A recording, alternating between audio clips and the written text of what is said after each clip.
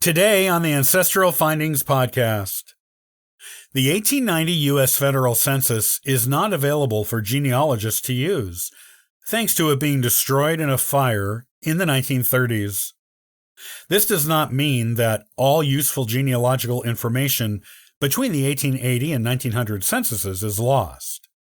There are a lot of alternate records genealogists can use to bridge the gap.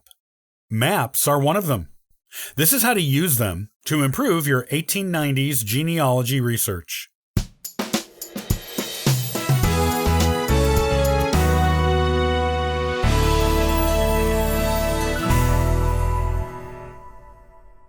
The 1890 U.S. federal census is not available to genealogical researchers. This is because it was destroyed in a fire in the 1930s. This leaves a large genealogical gap in the availability of the traditional records from 1880 to 1900. It can be frustrating to lose access to this much potentially valuable genealogical information, especially for beginning genealogists. The good news is that there are other records that can help you bridge the gap, and maps are one of them. This is how to use them for a substitution for the 1890 U.S. federal census. There are a lot of different types of maps. While the larger ones, like globes and atlases, probably won't do you much good in filling in information that would have been on the 1890 census, others will. These are smaller maps that are used at local levels, such as state and town levels.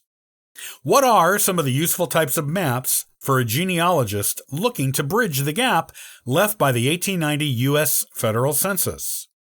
These are some of the most promising ones. Boundary change maps. These show how the borders of townships, counties, states, and U.S. territories have changed over the decades and centuries. A boundary change map can assist you in discovering if your ancestors moved or if the boundaries of where they lived moved. If you are missing ancestors in the 1900 census, the boundary change map from the 1890s will tell you where they are most likely located, even if they didn't actually move. City and town maps. Using maps of the cities and towns where your ancestors lived in the 1890s, you can usually determine their addresses, as well as tell if they still live in the same town you thought they did in the 1880 census, or if they have moved since that time. Because the names of individual homeowners are sometimes included on these maps, you can find out if your ancestors' grown children have moved out, married, and/or are living in the same neighborhood, town, or city. City plan maps. Street names change over time, as do the names of neighborhoods, parks, and other public places. A city plan map can help you locate your ancestor if the name of their street changed in the 20-year gap between the 1880 and 1900 censuses. County or parish maps. If you are looking for ancestors who may have crossed over between the censuses, a county map will show the location of local cemeteries. This will give you the opportunity to get some ideas of where to look for their final resting place, and, with any luck, a headstone for your records and genealogical photos.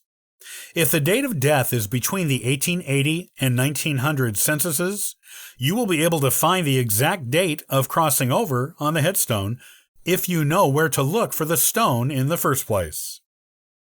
Fire insurance maps. Also known as the Sanborn maps, there are 12,000 cities and towns around the United States that have them. These maps have street names, addresses, and even owners, beginning in 1867 and onward into the early 1900s.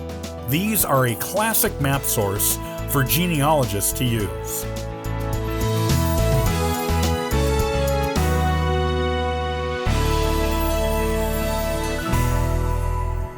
Thanks for joining us today and subscribing to the Ancestral Findings podcast.